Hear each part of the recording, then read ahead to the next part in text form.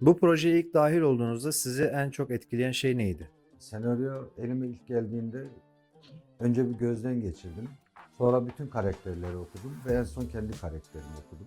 Şimdi hep baktığımda hep ben şunu söylerim zaten, yani kötü bir senaryodan iyi bir film çıkmaz. Bence senaryo filmin böyle bir, neredeyse abartmayın belki ama %70'ini tamamlıyor diyebilirim. Senaryo hoşuma gitti. Böyle bir, hatta dedim birazını sonra okuyayım falan derken 5 bölümü de okumuşum, baktım ki aklı gitti yani. Şimdi hem dijitale hem internete hem de YouTube'a çok güzel projeler yapılmış. Long Line yapım ekibi. Sonra bu dostlarla, bu abilerle Adanalı olduklarını öğrendikten sonra çok daha etkilendim. O ekibin içinde olmak için böyle bir heyecan yaşadım. Şimdi de yine dijitale çok güzel bir şey yapıyorlar. Çok heyecanlandım bu ekiple birlikte çalışacağım için. Senaryonun ritminin hiç düşmemesi baştan, sonrasında karakterlerin fiziksel ve iç aksiyonlarının çok güçlü olması, son olarak da yazım dilinin çok doğal olması diyebilirim. Bu soruya projenin ismi diye cevap vermek isterim. Çünkü hepimizin hayatında hiç kimseye bahsetmeden ufaklı büyüklü ödediğimiz bedeller oluyor. Bağıra bağıra bahsedebileceğimiz bir alan yakaladık diye çok memnun etti beni açıkçası. Devamını okudukça da hayran oldum diyebilirim. Her şeyden önce senaryo, insanlar, herkes çok güzeldi. Aynı zamanda Aylin karakteri bana çok benzemediği için normalleştirdiğim şeylerin dışına çıkmak. Karakterim bir, yani karakterimi çok sevdim öncelikle. Beraber içli dışlı olduk. Set ekibinin bu kadar sıcakkanlı, samimi olması gerçekten beni çok etkiledi. Hayal değil, gerçek oldu. Şöyle, bu güzel hikayenin senaristi Salih İnci, Salih abiyle olan geçmişteki dostluğumuzdan dolayı bugünleri istişare ederdik, hayal ederdik. Bu projeye dahil olmak, buranın bir parçası olmak beni çok etkiledi.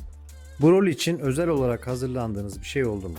Aslında hep belki gördüğümüz bir şeydi ama Ferzan biraz farklı bir adam.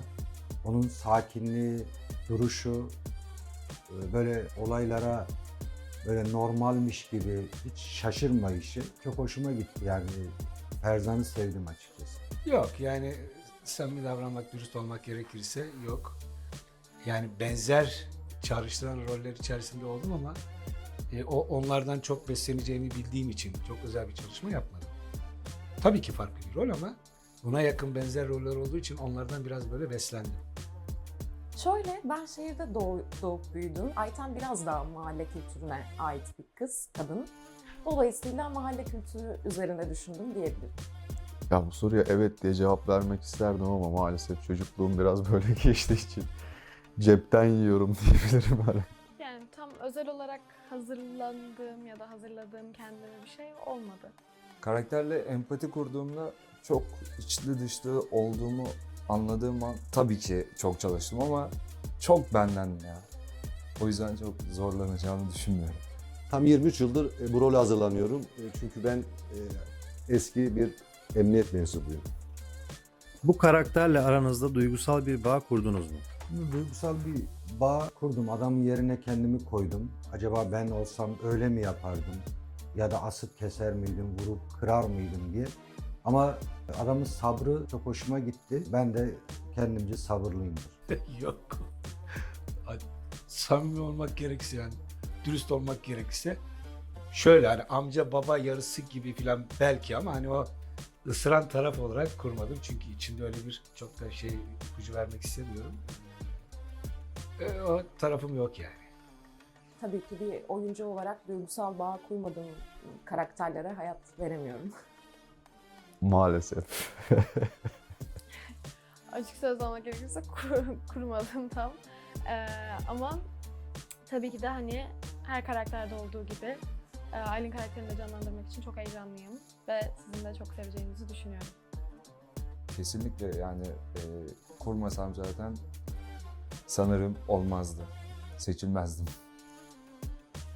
Duygusal bir bağ kurmaktan ziyade dediğim gibi eski bir emniyet mensubu olmam, zaten bu duygudayım. Rolde de bu duyguda devam edeceğim. Seyirci bu karakteri ilk gördüğünde sizce ne düşünecek?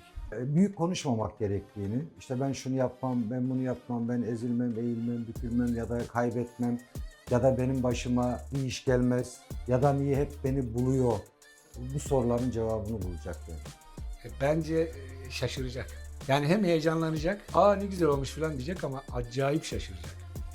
Çok hırslı, gözü kara, istediğini almak için bazen en yakınlarını bile yakabilecek bir kadın görecek bence.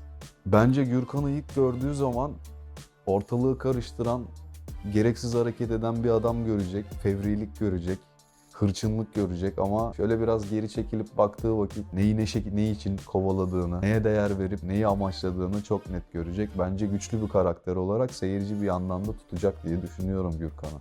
Ya bence bu direkt karakterimle de alakalı değil. Bütün tamamıyla diziyle alakalı. Kendi hayatınızdan, kendi yaşadıklarınızdan böyle minik minik benzetebileceğiniz şeyler ve bağdaştırabileceğiniz şeyler olacak ve bunlar gerçekten izleyince çok beğeneceğiniz şeyler. Bence nefret edecek. Sevmeyecek beni. Beni sevmeyeceksiniz. Kısaca söyleyeyim, aradığımız polis amiri bu diyecekler. Çok spoiler vermeden izleyicilere küçük bir ipucu vermek isterseniz ne söylersiniz? Ne kötüler kazanıyor ne iyiler kazanıyor. Çok güzel bir iş geliyor. Ben de ilk kez bu ekiple çalışıyorum. Çok mutluyum bir kere. Ama bu bedeli aşmaya çalışırsak çok doğru algılamak gerekiyor. Bir bedel mi ödeniyor? Bir bedele karşılık mı bir şeyler yapılıyor? Yoksa bir şeyin bedeli mi var? Çok iyi anlamak gerekiyor. O kadar akılcı yazılmış ki. Beni heyecanlandıran tarafı da bu. Hayat sen planlar yaparken başına gelenlerdir. Olacaklara hazırlı olun.